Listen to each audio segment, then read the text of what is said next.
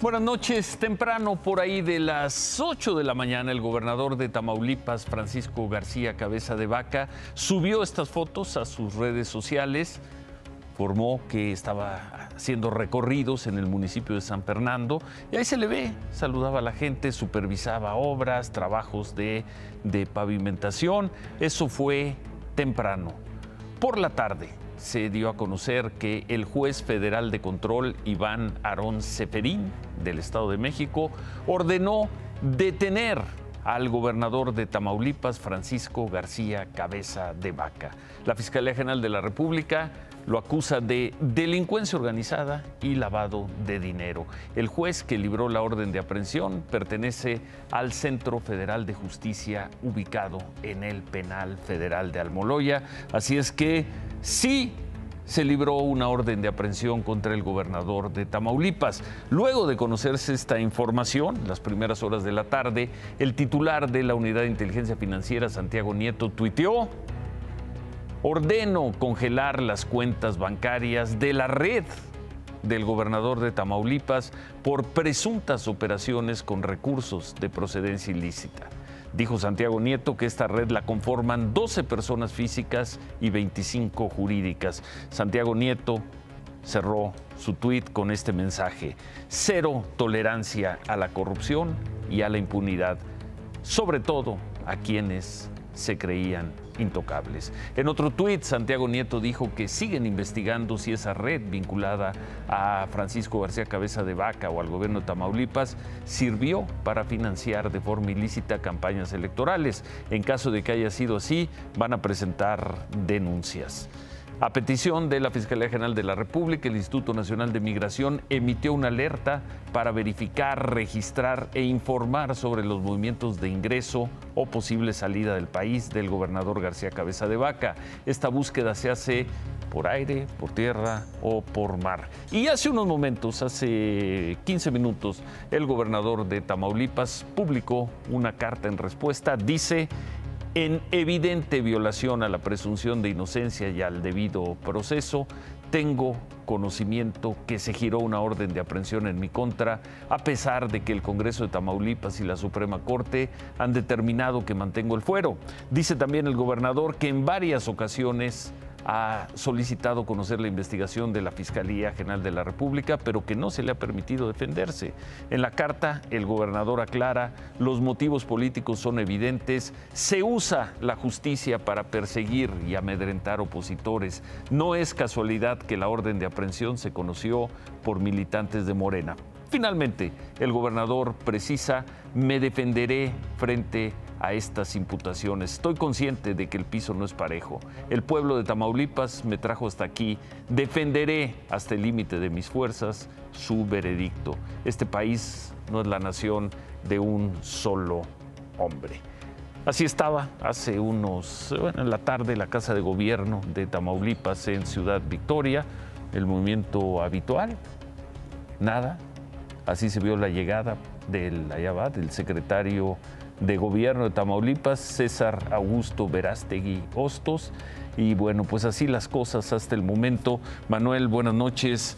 Muchas preguntas. Ciro, buenas noches. Muchas preguntas esta noche. La primera de ellas: ¿puede ser detenido el gobernador de Tamaulipas? Sí puede ser detenido en cualquier lugar del país donde él esté. Hay que decir, Ciro, que hay constitucionalistas en estas discusiones por la orden emitida que aseguran que no puede ser detenido por el criterio que estableció el ministro de la Suprema Corte de Justicia, González Alcántara, el viernes pasado, que parece dejar intacto el fuero del gobernador. Otros dicen que puede pedir un amparo y que, a pesar de ser delitos graves, obtener fianza precisamente por tener ese fuero. Y otros que dicen que lo que está haciendo la Fiscalía General de la República es un delito contra la Administración de Justicia, precisamente por abrir un procedimiento penal contra un servidor público con fuero. Pero sí puede ser detenido. Sí puede ser. Ahora, siguiente pregunta: ¿va a tratar de detenerlo la Fiscalía General de la República? Sí. De hecho, el mandato de esta detención está a cargo de la Policía Federal Ministerial, cuyo titular es Felipe de Jesús Gallo. Estos agentes, si lo consideran, pueden pedir apoyo de elementos de otras corporaciones para ejecutar la orden. ¿De qué corporaciones? Pues la experiencia nos ha dicho, Ciro, que pueden pedir el apoyo de militares, de marinos, de Guardia Nacional. De ¿Lo quien pueden necesiten pedir para reforzarlos? Para reforzarlos, para ejecutar esa orden de aprehensión. Lo pueden hacer. Tú conoces muy bien, estuviste reporteando toda la tarde y conoces muy bien Tamaulipas, cómo se maneja el gobierno de Tamaulipas. El gobernador se puede atrincherar en su casa o en el Palacio de Gobierno de Ciudad Victoria para evitar ser detenido. Pues puede hacerlo. Ya dijo que se va a defender hasta el límite de sus fuerzas, pero esto, Ciro, a estas alturas no solo es un tema legal, es un tema político. ¿Por qué? Porque Francisco García Cabeza de Vaca hoy es un gobernador constitucional, desaforado y con una orden de aprehensión vigente. La Federación en este escenario no puede ya tener ningún trato con un prófugo de la justicia, como ya le llaman. Por ejemplo, ya no puede coordinar con él el envío de recursos económicos para que el Estado funcione, pago de salarios, por ejemplo. Quizá el envío de vacunas, ya no digamos la coordinación para la seguridad en el Estado. ¿No lo puede hacer ya? Ya no. ¿Por ser un prófugo? Por ser un prófugo de la justicia ya no puede hacerlo. Faltó a la ley o a la Constitución el Congreso de Tamaulipas.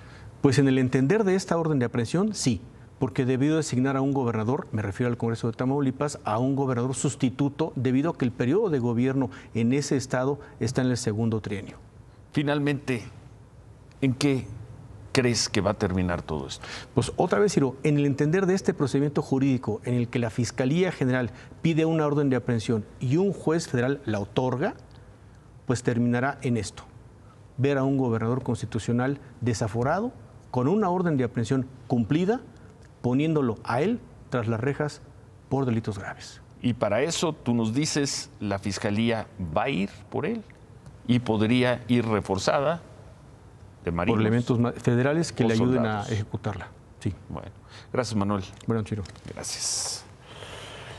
Pues así las cosas. Hasta este momento, la Asociación de Gobernadores del PAN emitió este mensaje en Twitter: ningún actor o poder público puede situarse por encima de la Constitución. Las mayorías no deben usarse bajo la tentación autoritaria de hacer de las leyes trajes a la medida. Hacemos un llamado enérgico para que se acate de inmediato el mandato de la Suprema Corte de Justicia. En un tono fuerte también, el coordinador de los senadores de Morena, Ricardo Monreal, tuiteó dos mensajes. El primero dice: insólito, orden de aprehensión al gobernador de Tamaulipas, que el Congreso local decidió mantener indebidamente en el cargo cuando tuvo que haber nombrado sustituto. Ante la crisis constitucional del Ejecutivo local en funciones, fugado, se precisan acuerdos y que el Senado actúe. Y el segundo mensaje dice: el gobernador no localizado podría estar ya fuera del país, declararse perseguido político y buscar mantener el control del gobierno estatal con apoyo del líder del Congreso, del secretario de Gobierno o del presidente del Tribunal de Justicia. Actuemos con tolerancia y prudencia, pero como nos lo explicó Manuel Peregrino, pues eso será prácticamente imposible. Así están los ánimos, esa es la tensión, esa es la confrontación, y esta noche estamos viviendo algo pues que no se había vivido. Un gobernador sin fuero, un gobernador con orden de aprehensión, perseguido ya por la justicia, y que en respuesta esta noche ha emitido un comunicado. Este ambiente de tensión, de confrontación, de encono, de dureza, se sintió como pocas veces en una reunión de la Comisión Permanente del Congreso en la Ciudad de México. Vamos a ver qué zafarrancho, vamos a ver cómo se está tratando, cómo se están tratando los senadores con todo tipo de temas, porque en esta sesión surgieron varios temas. Esta es la crónica de Ivonne Melgar. Por el bien de todos, presidente, deje de intervenir en el proceso electoral. El guión de los reclamos electorales de la temporada 2021 tuvo hoy un giro inesperado, cuando entró en escena el complot de Estados Unidos para tirar a la 4T. La derecha que se quitó la máscara, hacían el amor en lo oscurito, ahora ya se casaron por la iglesia y por el civil. Ofició Lorenzo Córdoba y su monaguillo Ciro Murayama. Están financiados por la Embajada de Estados Unidos, el PRI, el PAN y el PRD. Lo sostengo con toda responsabilidad. Golpistas están actuando de manera ilegal. Los acuso de traición a la patria. Y vino el revire del PRI y del PAN, con el expediente de la línea 12, el conteo de las víctimas y el contraataque morenista.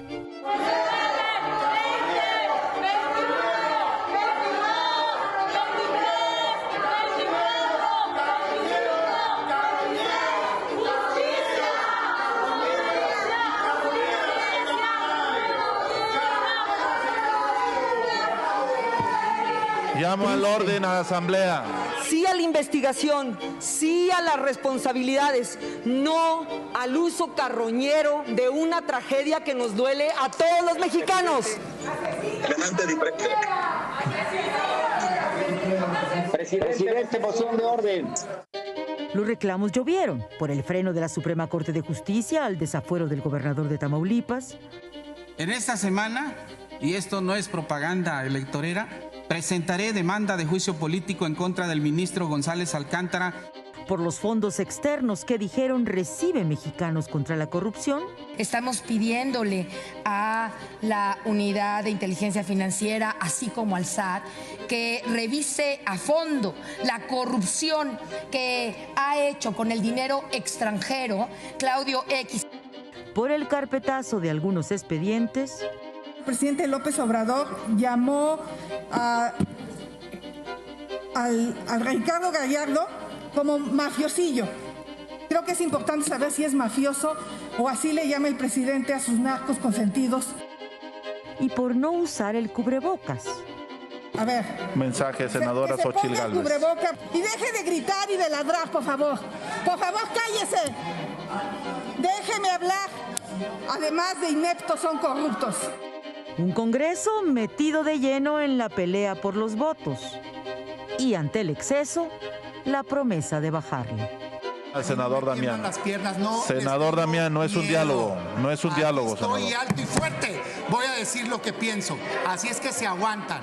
Sobre nuestro cadáver van a acabar con la democracia en México. Únicamente quiero decirles que me dan asco los de la derecha golpista. Me dan mucho asco como mexicana. Les pido de favor su prudencia y la sensatez para desahogar la agenda política. Me da asco, me dan asco los de la derecha golpista, ese discurso que tantas veces hemos escuchado. Ahí está, en el Congreso, ahí están los senadores y los diputados gritándose asesinos carroñeros. Así vamos a las elecciones y además con legisladores como Gerardo Fernández Noroña, del bloque cercano a Morena, él es del PT, diciendo: el gobierno de Estados Unidos está financiando un golpe de Estado en México.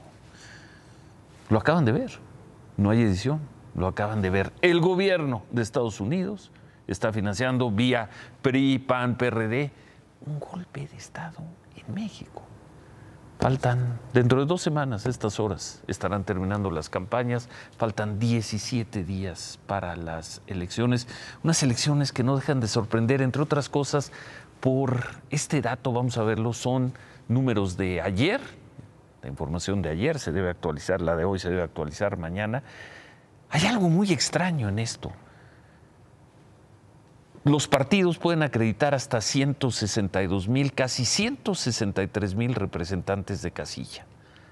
El plazo para registrarlos vence el lunes, quedan 4 o 5 días. Bueno, al día de ayer el PRI había registrado un porcentaje bajo, 49%, pero el PAN solo ha registrado el 3.2%.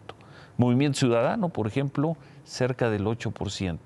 Y ponemos en grande allá abajo, el dato nos llama la atención. No sé si en el último día van a registrar a todos, pero hasta el día de ayer Morena no había registrado a un solo representante de casilla. Esta es la información pública, la información que está en las páginas del INE, donde se registran los candidatos.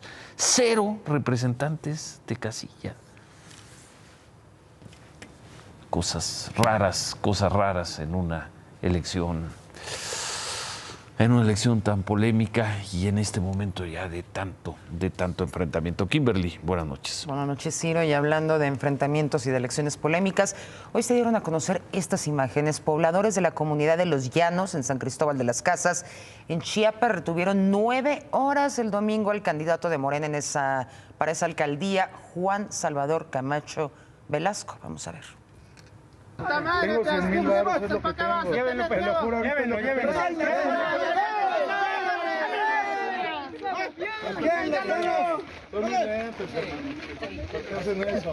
Ey, mua, tapak lenta ka tigli ka. Mua, boto ka. Quiten el calzón. ¿Cuánto necesitas? Trae una falda, le vamos a quitar este pantalón, le vamos a poner falda. Flójalo. Lo va a conseguir. ¿Lo va a conseguir seguro? Sí, lo va a conseguir. No, que no cantabas, pajarito. Manuel, no, ya viene la gasolina.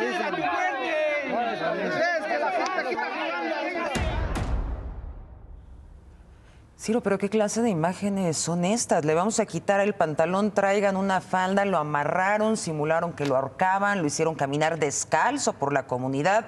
Juan Salvador Camacho Velasco es hijo de Manuel Camacho Solís, es primo del exgobernador de Chiapas, Manuel Velasco, y esta noche el candidato dio una conferencia donde minimizó lo que le hicieron los pobladores, dijo que lo liberaron luego de un intenso diálogo y tras prometerles volver con propuestas de campaña, esto fue lo que dijo.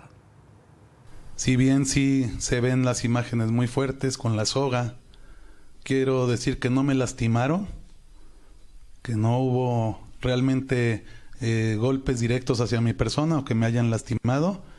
Nuestros adversarios quieren descontextualizar para atacar mi imagen, para afectarme y pues evidentemente ahí están las pruebas, ¿no? Nadie estaría dispuesto a hacer un montaje de esa naturaleza. Entonces, si entiendo, no pasó nada. Él minimizó el ataque, dice que no pasó nada, pero ahí tuvimos las imágenes. Lo estaban ahorcando, bueno, simulando que lo ahorcaban, ¿no? Le vamos a quitar los pantalones, traigan la falda, que camine descalzo. Y fueron 9 horas, Ciro, 9 horas. Pero él dice, no pasó nada. Así es, estos tiempos electorales. Y bueno, el candidato del PRI a la presidencia municipal de Mariscala de Juárez, Oaxaca, Hugo Jairo Hernández, fue atacado esta mañana por hombres armados. Durante esta agresión, su hija, una menor de edad, resultó lesionada en el abdomen, pero se encuentra estable de salud.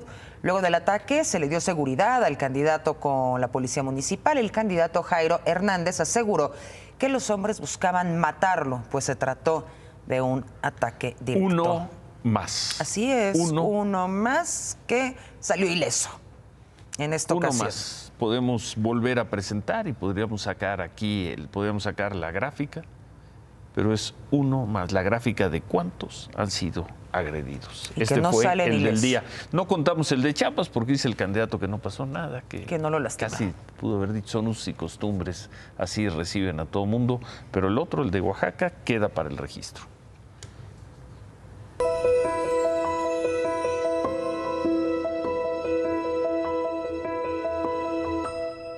Y en este tema que veíamos ayer, este miércoles, personal de la Fiscalía de Justicia del Estado de México continuó con los peritajes en la vivienda del presunto feminicida de Atizapán de Zaragoza, Andrés Mendoza.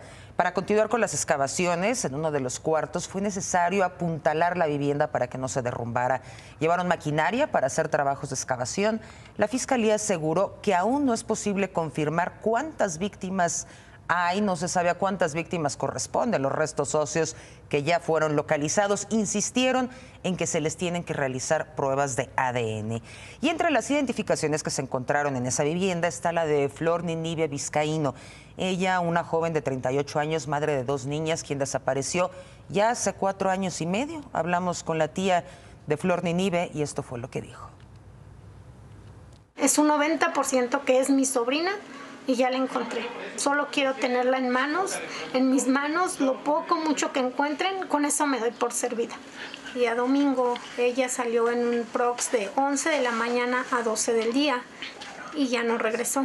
Era mesera y ella se dedicaba a trabajar, se iba por las mañanas y regresaba por las noches. Efectivamente salió su INE de mi sobrina, me percaté, la vi. Vi todo y inmediatamente fui a las autoridades para decir que mi sobrina era ella, una de ellas de las identificaciones.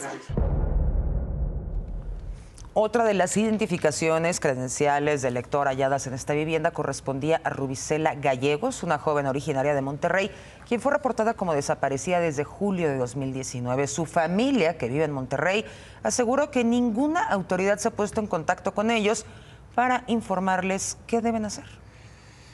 Bueno, a ver, antes de seguir con la información, y por cierto, les anunciamos que en unos momentos vamos a tener un mensaje de voz de David Páramo. Nos mandó un mensaje desde el hospital, pero bueno, antes de eso, anoche informamos sobre una disposición de la Secretaría de la Defensa Nacional para que los soldados pues tiñeran sus uniformes desgastados con colorantes baratos de 30 pesos que se venden en farmacias, en tlapalerías. La disposición señalaba que era parte de la política de austeridad de la defensa y tenía el objetivo de conservar en buen estado los uniformes. Presentamos las imágenes, en fin. Hoy, fuentes de la Secretaría de la Defensa Nacional nos precisan que la disposición no es general, es decir, no es aplicable a todos los soldados del Ejército Mexicano, sino solo para aquellos lugares donde las condiciones son extremas y complican la logística de entrega de uniformes. Por ejemplo, soldados que están en desastres naturales o que están en las montañas erradicando sembradíos o enfrentando a grupos criminales. Entonces nos dijo la defensa nacional que no es una disposición general. De lo que se trata es de que los soldados cuiden el aspecto de los uniformes mientras llegan los nuevos. ¿Qué más nos informó la Defensa Nacional? Que 2 veces al año se les dan 2 uniformes de cada categoría a los soldados, sean de campaña, los trajes de campaña, los uniformes de campaña, o sean los de gala o los administrativos, según correspondan por su grado y ocupación. Gracias, muchas gracias por la precisión. Y también anoche informamos sobre el operativo que realizó la Policía Antimotines de Chiapas para quitar los bloqueos que mantenían los normalistas de Mactutmaxá en Tuxtla Gutiérrez. En estos operativos se detuvieron a 95 personas, 74 mujeres y 21 hombres, 2 menores de edad. A estos jóvenes se les acusa de motín, pandillerismo, robo con violencia, daños y también ataques a las vías de comunicación. La Fiscalía confirmó que se aseguraron artefactos explosivos a los normalistas. Tenían más de 1,000 cuetones, casi 200 bombas Molotov, 87 granadas hechizas y 2 tanques de gas y una arma blanca. Por cierto que este mediodía estudiantes de la Escuela Normal Rural Mactutmaxá y padres de los 95 detenidos marcharon rumbo a la Fiscalía General del Estado. Exigían la libertad de los jóvenes, pues aseguran que no son delincuentes. Una comisión de padres entró a la Fiscalía para reunirse con las autoridades, pero no tuvieron éxito para que los jóvenes fueran liberados.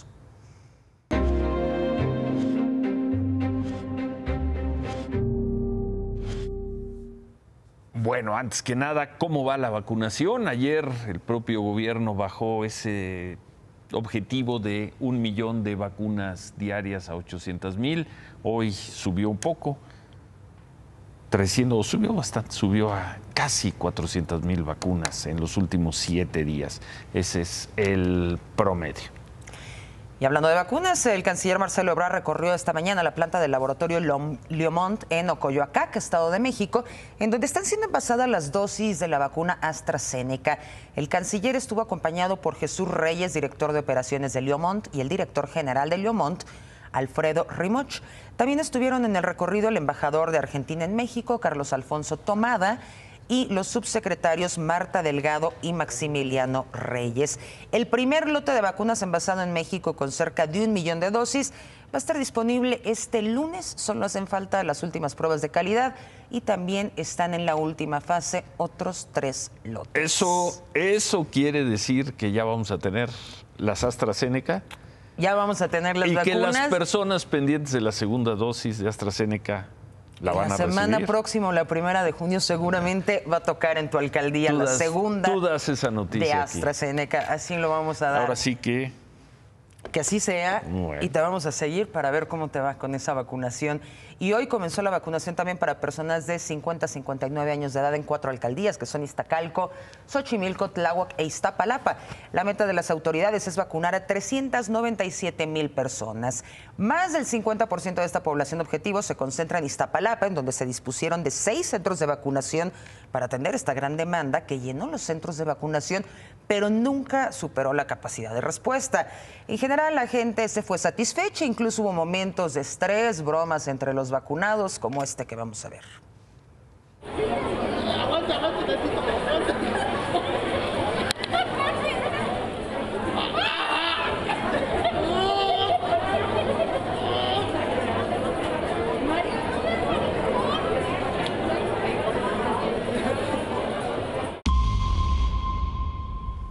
Otro de estos puntos de vacunación fue la Universidad Marista, que está en Tláhuac, el único que se abrió para atender esta alcaldía, y esto generó largas filas. Ahí tenemos las imágenes, incluso la fila de ingresos se cruzaba con las filas de salida de la vacunación, lo que ocasionaba la desesperación en algunas personas.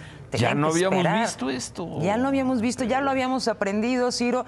Y otra vez, filas que se cruzaban en la entrada y la salida. Se sumó el tiempo de traslado hasta este punto por el caos que hay en Avenida Tláhuac, por el derrumbe del metro y también la reducción de carriles. Y bueno, hoy se presentó el protocolo de regreso a clases en la Ciudad de México. Las escuelas de todos los niveles van a regresar a clases presenciales el 7 de junio. Esto es en 2 semanas y media. Rapidísimo. Va a ser con un modelo escalonado en el que los alumnos van a ir a la escuela 2 días a la semana y los viernes se reservan para los alumnos que necesitan más atención. Se deberán cubrir todos los protocolos sanitarios y cuando haya un caso positivo de COVID, la escuela va a cerrar 15 días. En todos los casos, este regreso va a ser voluntario. Pues ojalá haya suerte. Damos por sentado que la planeación se debe haber hecho muy bien. Ojalá sea exitoso este regreso a clases. Las cifras de las últimas 24 horas bajando en México, qué bueno, aunque es una cifra negra, es una cifra de dolor, es una cifra de muerte, la cifra va para abajo. 104 mexicanos murieron por COVID, reconocidos por la Secretaría de Salud en las últimas 24 horas. Nada que ver con Brasil, con la India, y Estados Unidos sigue en ese 600, 700. El total, ya con estas cifras, en México, sumando al INEGI, casi 255,000 personas muertas, la India alejándose de México, Estados Unidos a días, creo que antes de que termine mayo, Kimberly llegará a las 600,000 personas muertas por COVID. 600,000.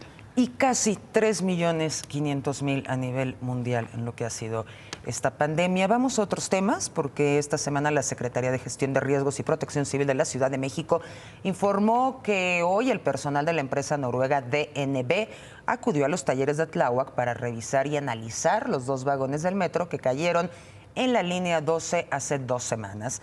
Los peritos de la empresa internacional hicieron otro recorrido por el viaducto elevado desde la estación Tezonco hasta la zona del colapso. A su vez, los peritos de la Fiscalía Capitalina continúan marcando losas, obteniendo muestras de concreto para sus análisis en los laboratorios certificados. Vamos a ver cuál es el resultado de estos peritajes próximamente. Y bueno, por su parte, la jefa de gobierno, Claudia Sheinbaum, informó que los resultados de los estudios que se realizan en este tramo subterráneo de la línea 12 del metro van a estar listos la próxima semana. Es decir, de no haber inconvenientes, se va a reabrir este tramo que va de las estaciones Atlalilco a Mixcoac. La jefa de gobierno también informó que la próxima semana inician operaciones una línea del Metrobús para apoyar en el servicio de transporte desde Tláhuac hasta Atlalilco.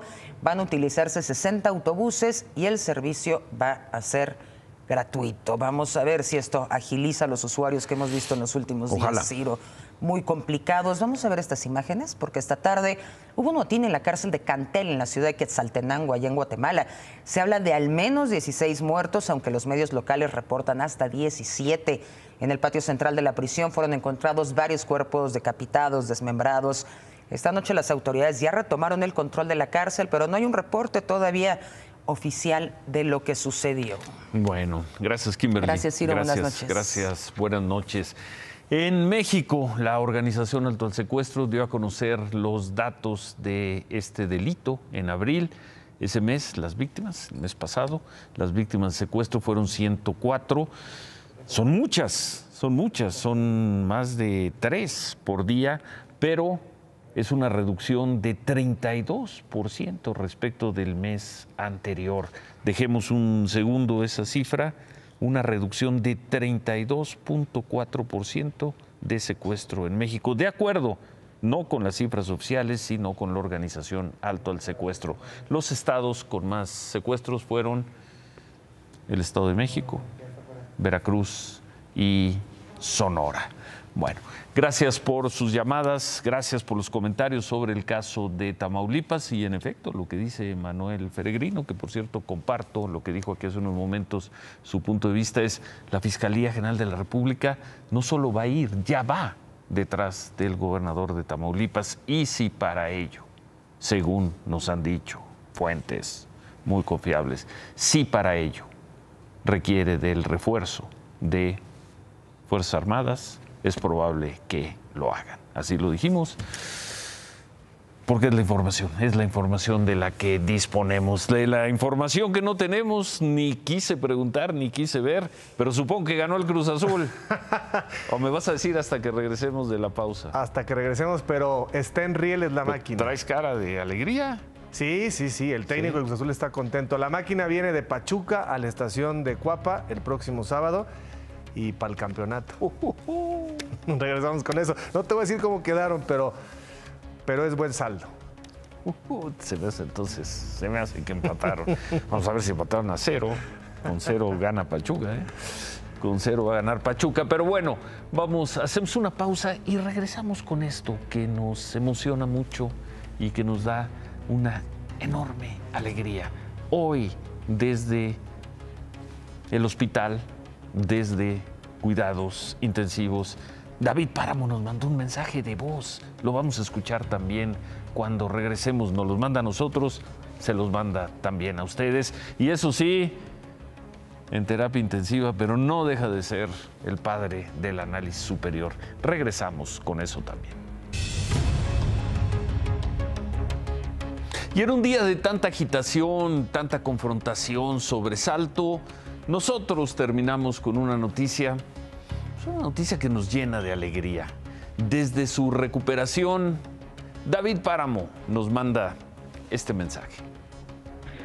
Ciro, queridos todos, gracias por estar pendientes del padre del análisis superior.